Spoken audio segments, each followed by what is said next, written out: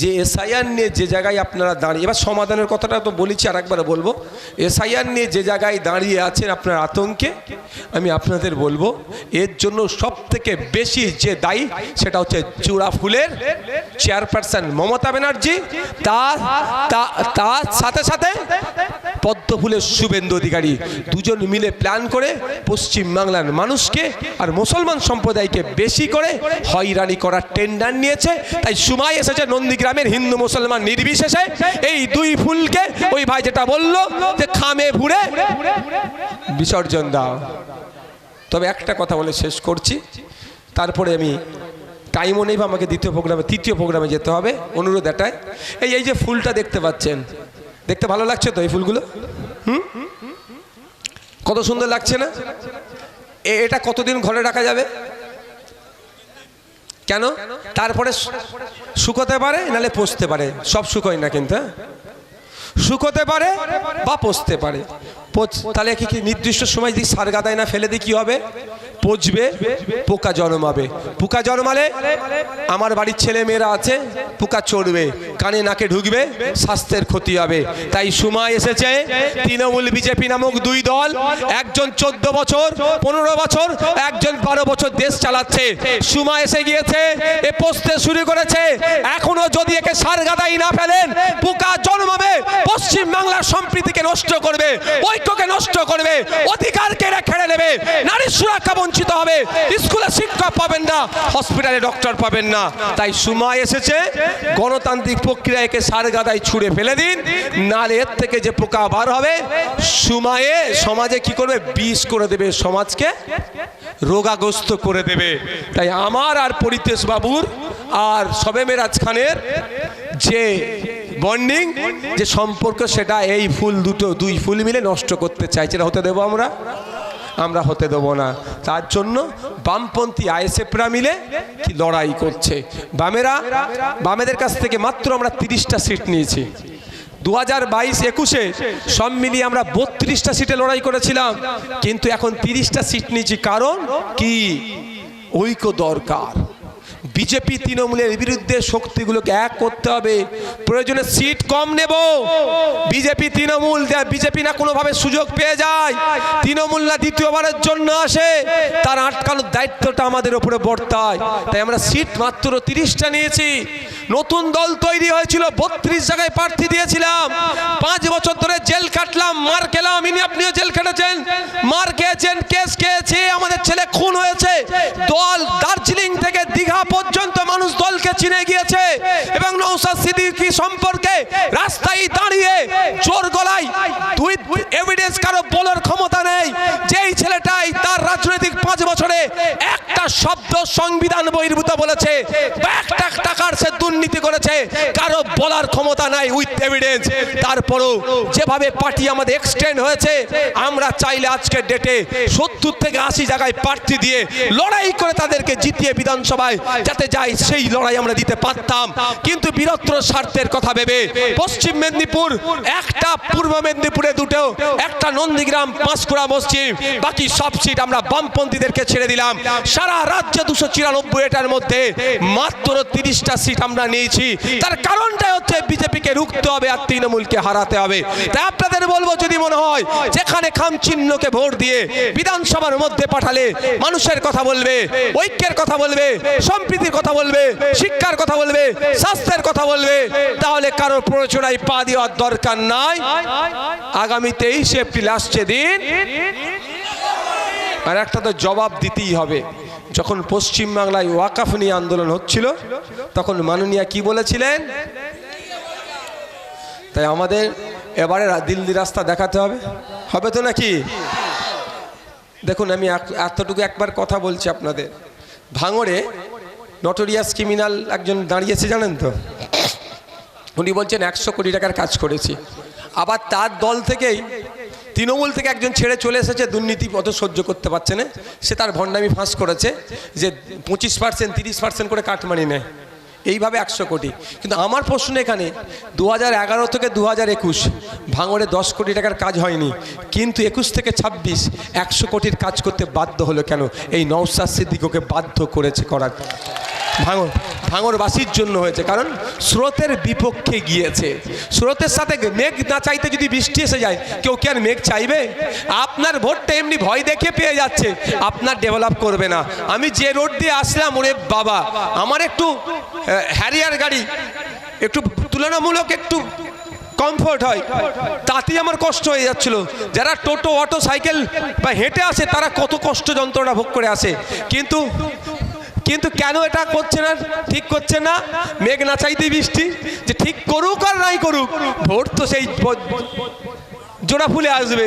তাই আপনাদের বলবো, একবার গুঁতোটা দেন ভোটের, দেখবেন আপনার রাস্তাঘাট থেকে শুরু করে সবটাই দেখুন আপনাদের কাছে এসে হুজুর হুজুর করবে। কি লাগবে বন্যা সব করে দেবো, ভোটটা আমাকে দেবো, একবার বিপক্ষে ভোটটা দিলে। তাই আমি আপনাদের বলবো, আর একটা কথা, পাড়া তৃণমূলের যে চারানার নেতারা আছে তাদের কথা বলবো, ওপর নেতাদের কথা শুনে হই হই করবেন না, মোটেও হই হই করবেন না। গাছে তুলে মই করে নেবে। অনুব্রত মণ্ডল জেলে ছিল, 1 মাস পর্যন্ত ওর মেয়ের সাথে রাজ্যের কোনো নেতা যোগাযোগ করেনি।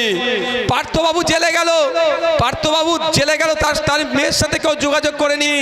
এখন একটা বড় নেতা জেল খাটছে, বাঘ এখন বিড়াল হয়ে গেছে। তার নামটা কি? সন্দেশখালী শাহজাহান শেখ।